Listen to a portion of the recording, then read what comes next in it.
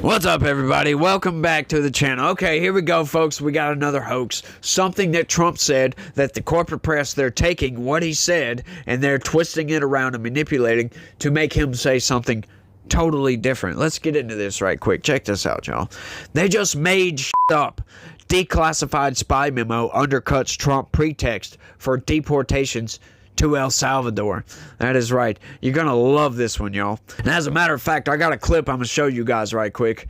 MSNBC is very confident about their position on this. The time of war. They invaded our country. So this isn't, in that sense, this is war.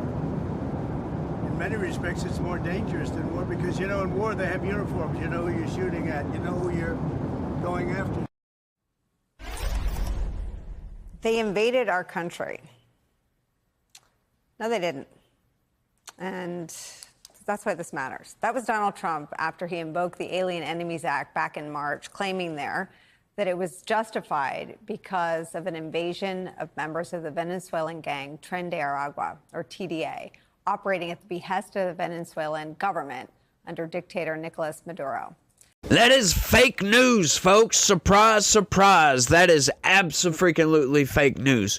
He never said they were operating at the behest of the Venezuelan government. He's always said that they let them out of prison. That's what he said, and they're coming to this country. And they invaded this country.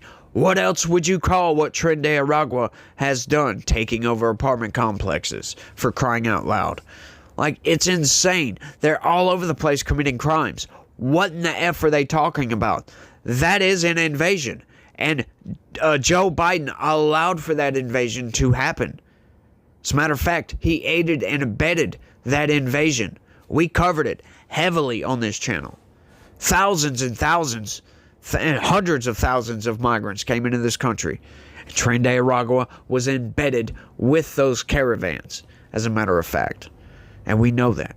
They're all over the place. And now, these same Democrats, once again, folks, they're fighting tooth and nail, using resources, your taxpayer dollars, to keep criminal cartel gangs in this country. It's absurd. They're dying on the hill of Kilmar Abrego Garcia, an MS-13 gang member, that they want him back to have his due process for some reason. As if he didn't have his due process. They're ignoring the due process that he went through in 2019.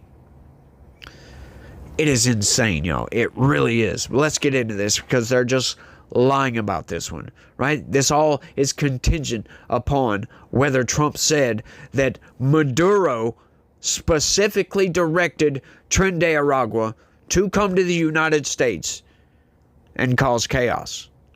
I don't think he ever said that. He might have.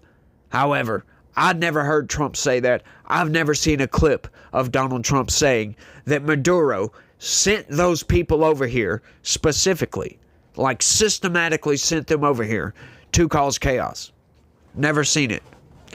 All I know is he said several times that they let them out of the prisons and they came here. But the corporate press, it doesn't stop them from lying about this. And we'll get into my later thoughts a little bit later. A memo released Monday by the Trump administration in response to a Freedom of Information Act request confirmed that U.S. intelligence agencies never agreed with President Donald Trump's claim in March that Venezuelan President Nicolas Maduro controls the criminal gang Tren de Aragua, an assertion that was used to justify sending hundreds of migrants to a notorious Salvadorian prison. You love the wording right there, folks. This is manipulation 101.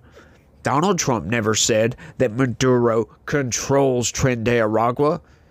When did he ever say that? He never did. And that's not the argument, is it? No, it's not. But this is what the corporate press does. It's always an ad hoc of something similar to what Donald Trump said, but it's never verbatim.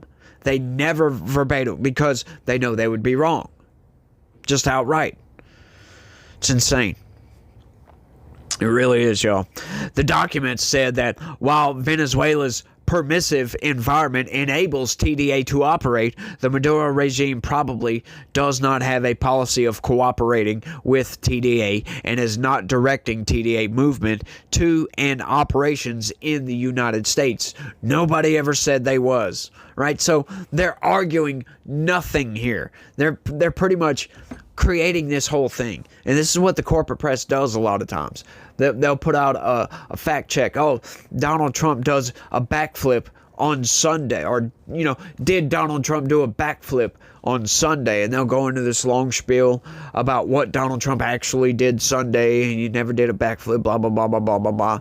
And then at the end of the article or something like that, they'll say, no, Donald Trump actually did the backflip on Saturday, and he almost didn't land it. He kind of, blah, blah, blah.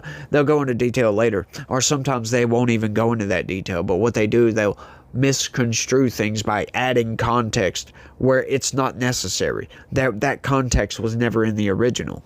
In other words, that's exactly what they're doing here. Donald Trump never said that Maduro was controlling TDA and told them to come to the United States. No, but they were on a cooperative, friendly basis. I mean, for goodness sakes, he allowed them to get out of jail. He released all these people from prison. Where do you think they're going to go? It's insane. It really is, y'all. Trump's claim about Maduro's connection to the group had been called into question by the New York Times in March after Trump invoked the Alien Enemies Act for only the 4th time in U.S. history. So what? So? We've never had a president of the United States open our freaking borders up and allow criminal gangs to come in. Wouldn't you say that's an unprecedented act? I would think so. Wouldn't that take an unprecedented act to fix? Just saying.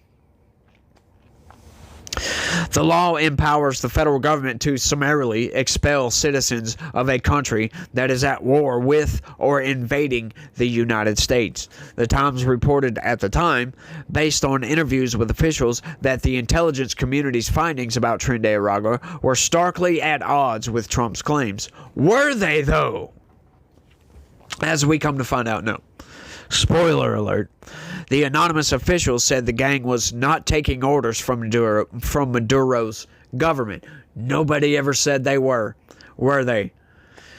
That reporting prompted the U.S. Justice Department to open a criminal investigation into the selective leak of inaccurate information to the Times, with the Trump administration criticizing the Times for its misleading report.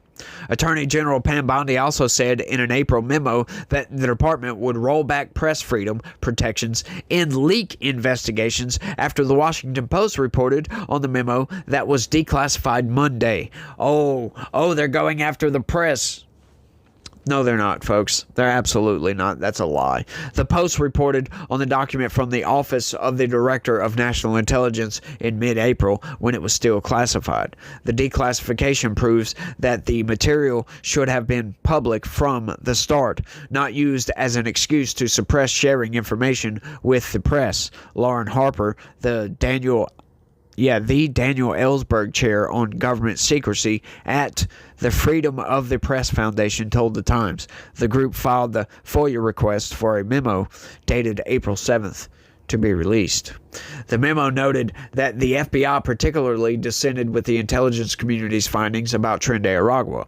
Analysts at the FBI agreed with the agency's overall assessment, but believe some Venezuelan government officials facilitate Tren de Aragua members' migration from Venezuela to the United States and use members as proxies in Chile, Colombia, Ecuador, Peru, and the United States to advance what they see as the Maduro regime's goal of destabilizing governments and undermining public safety in these countries. Now, what's fascinating about this is how would the intelligence community know if there was communications between these gangs or not? Once again, it wouldn't take but one gang member, right? Some upper level guy that works in the government in Venezuela to talk to Maduro in a back room somewhere where they're not being recorded, and then go and tell the gang. Once again, this could all be done in secret, folks. The intelligence community just doesn't have that specific information. It doesn't mean that it's not true. But what the corporate press does is they're trying to say Donald Trump is lying. But then they got to make up this story, right? And put words in Donald Trump's mouth just to say that Donald Trump is lying. This is media manipulation 102. As a matter of fact, this is the more advanced class of media manipulation, because when you think about what they're saying here, the intelligence community, all they're saying is they don't have the information that directly confirms that Tren de Aragua is being directed to go to all these countries and destabilize. They just don't have that. That is not to say, once again, that is not to say that it's not true. That is just they don't have the data to back that up. So you got to think about these things, folks.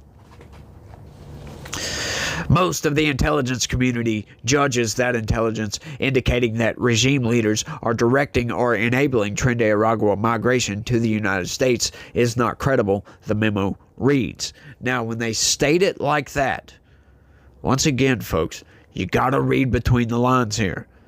They just don't know. They can't say that that's not actually happening.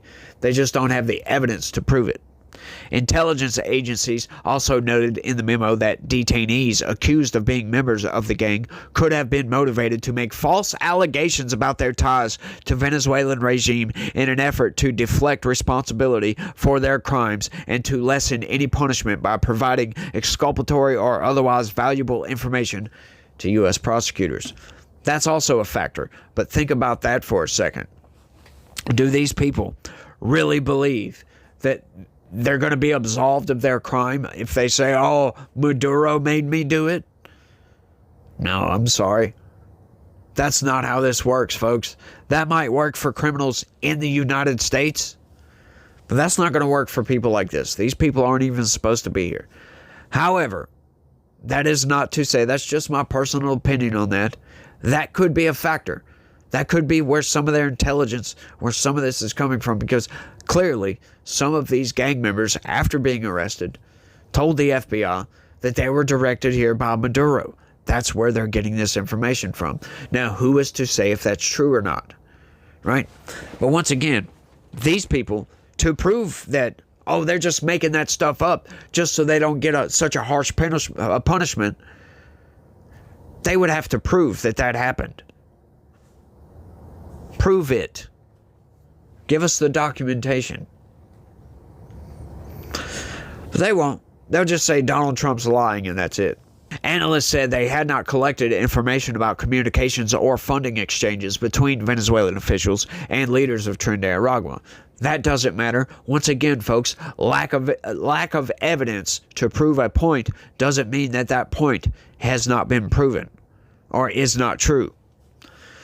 So you mean kidnapping folks off the streets and sending them to a foreign gulag was not justified by our own intelligence, said the Arkansas Justice Project? They just made shit up to dog whistle their base? The AEA argument was never legitimate, and they knew it all along.